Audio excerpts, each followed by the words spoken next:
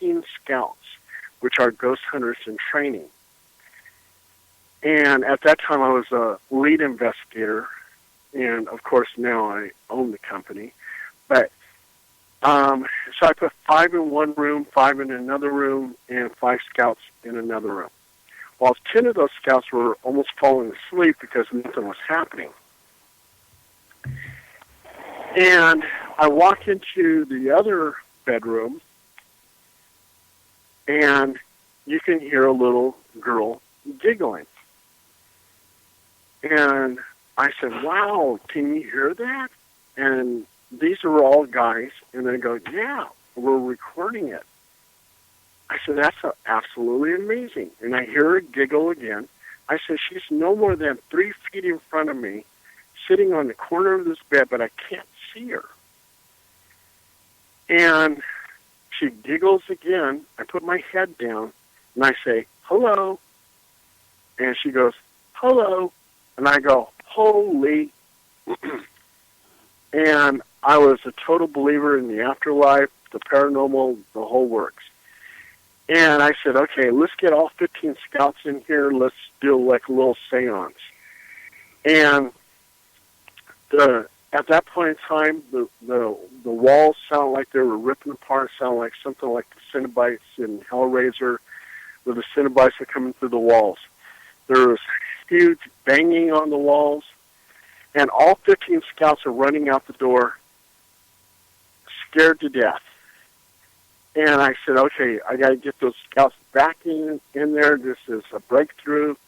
We got to reconvene. Let's get this thing going again. So we got it going again. We had 3 walkie-talkies on the floor, and they're all on the same channel. And one of the walkie-talkies turns on, and it's a man's voice, and he goes, get out. And all 15 scouts are running out the door again. Then the occupant looks at me. She goes, Paul, look. She goes, I have to live here. She goes, why don't you send the scouts home, and you're welcome to spend the night in this bedroom. I go, oh, that's great. So we had the video camera running, and when they played it back, it was a woman's voice, and she was going, Paul, Paul, Paul. There was a man's voice, and he was mumbling. There was a little boy, sounds like he was moaning at the foot of the bed, and there was a small cap on the headboard. And I slept through the whole thing. But that case right there made me a believer, and I always look forward to my cases, hoping that I would get a case that spectacular again. And I've been on something like 1,000 investigations, and I've only seen 4 full-body apparitions. So that's a rarity. So, but that was, I would say that was one of my best cases, and that was way in the beginning. Wow. Hey, I just got a report in, Paul, about a huge hole that they found near Area 51. Have you heard anything about that? I haven't heard anything about that. Yeah, I just seen it come across my news feed. Yeah, there's a huge hole, I guess, they found near Area 51. They don't know if it's something to do with the base, something they've done, or what's going on. It was kind of a big buzz going on. I didn't know if you might have heard something about that.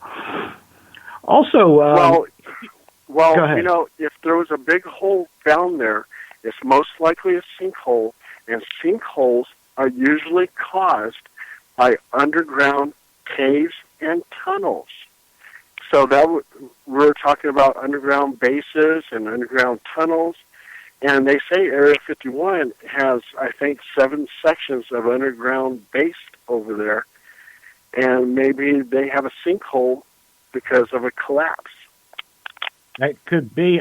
Now, in your investigations of 51, did you ever have reports, or have you ever personally seen those black triangles? Because I kind of think there are some black triangles. Have you ever witnessed any of those anywhere up near there? I think they are ours. And no, I have not seen a triangle. None of my investigators have witnessed a triangle. I want to witness a triangle. I want to see it for myself, but no. Yeah, because they always report there's no sound. A lot of the reports from around that area. And what has your research shown? Basically the same, or anything different than that? Mm-hmm. Yeah. When we were in Area 51, like the investigators who saw UFOs, there were starlight UFOs that were moving erratically. So, and there's one investigator, but I sort of doubt her story, but she was claiming that she saw a disc on the hillside that popped up from the hill and went down. I didn't see it. None of the other investigators saw it. So I sort of doubt the story. Yeah, that sounds like a place that maybe with your wife and her abilities to decloak them, boy, that would be a place to really do an extensive research and investigation. Yeah, it would. Mm-hmm. Well, one thing I was going to say, yesterday, James, I was talking about all the UFO reports in Nevada, all the way from April all the way to end of August. And you know what I find? They have one of the least of all the states in the country reports of UFOs. It's like 3 other states that are a little bit worse. But it was not a page and a half of reports in all those months of people seeing UFOs, and it's mainly around Las Vegas, around Virginia City, Carson City, Sparks, Nevada. But, it's strange. You would think, with Area 51, they would have pages and pages, because Peter Davenport at the UFO Reporting Center gets in dozens and dozens a day. Of course, that's all across the country, but I would certainly think in Nevada, they would certainly have more than, 30 or 40 reports in like a 4 or 5 month period. It's strange. That is strange. And I'll tell you another thing that Peter Davenport has an increase of reports is aliens on the ground. Yeah, we talked about that. Again, I had that police officer from Oregon's largest police department wanted to come on my show, and the last moment he chickened out, but claimed he saw 2 aliens up by Tillamook, Oregon, him and his wife, and they noticed that he noticed them, and then they cloaked or did something. They totally disappeared. Now, have you heard anything like that, or Paul, of aliens on the ground anywhere? Yeah, there's a lot of reports right now just on the internet itself. So I've had a few calls on the paranormal hotline where people say that they have been visited by aliens, but it seems like they're actually visiting them at the house and doing an abduction. But I had one call. It was someone who was driving a Volkswagen in Utah, and he said that he thought he saw on the side of the road something that looked like a praying mantis, but it was a humanoid, bipedal, on the side of the road. He went back, and it was gone. So that would be an alien on the ground. But that's the only information he could give me, is that he was driving down the road. He saw this praying mantis, very tall creature, about 7 feet tall, on the side of the road, and it sort of looked at him, and he stopped his vehicle and went back, and it was gone. Yeah, well, maybe he's lucky when he backed up, it was gone. Maybe he could have been a delicacy for that praying mantis. What do you think? Yeah, no doubt. Yeah. That's interesting you mentioned praying mantis, because I seen a report about the same kind of report, only it was from New Jersey, of a bipedal praying mantis. A guy was fly fishing and seen 1 or 2 of them across the river, and he left. He didn't stick around to fish anymore.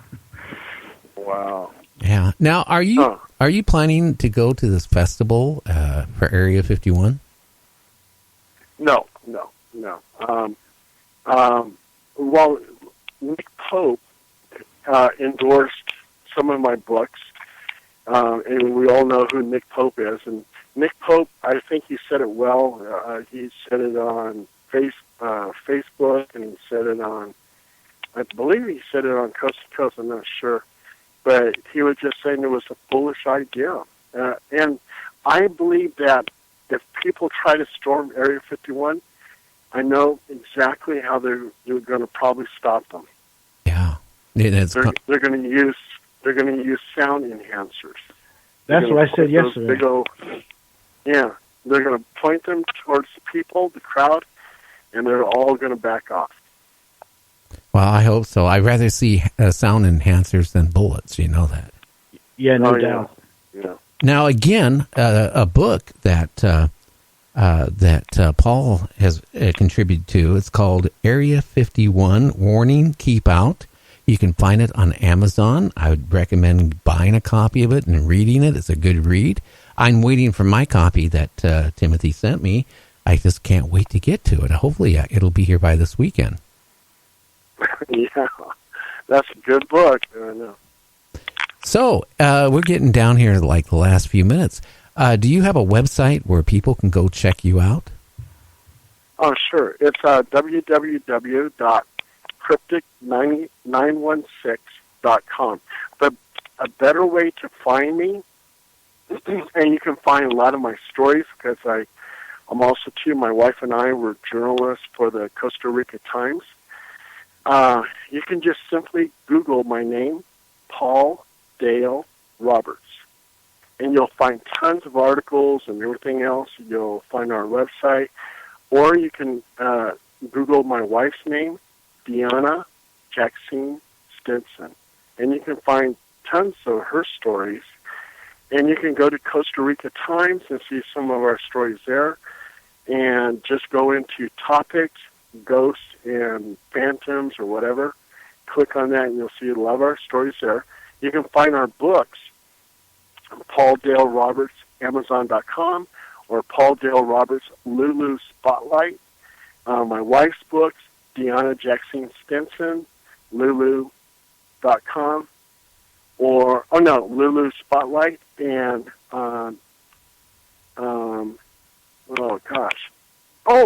you can Google Paul Dale Roberts, Barnes & Nobles, and you'll see a few books there. What is the number one book that you really want to talk about? You got a couple minutes to talk about it. Why don't you just go ahead? Oh, okay. Well, my very first book is it's sold really well, so a lot of people like it. Gosh, I can't even remember the name of it. Oh my gosh. It's been so long, because I have something like 35 books out there. So, but all the books are good, because all the books contain are investigative stories, and people that I interview who have paranormal experiences. So, even though the first book sold really well, I think all the books are equal. So, but yeah, just Google Paul Dale Roberts, Lulu Spotlight, and you'll see all the books. And you'll see some of the books on Amazon.com, et cetera, but they're out there. Okay. Hey, and we document all our cases. That makes it really good. Hey, Paul, I want to thank you for coming on the show. I want you to have a great weekend that's coming up. Oh, thank you so much, Gary, for having me. Thank you, James, for talking with me, and it's been nice so meeting interesting. you. Thank you so much. Okay, sir. You have a good evening now. Bye-bye. Okay, you too. Night. Bye-bye.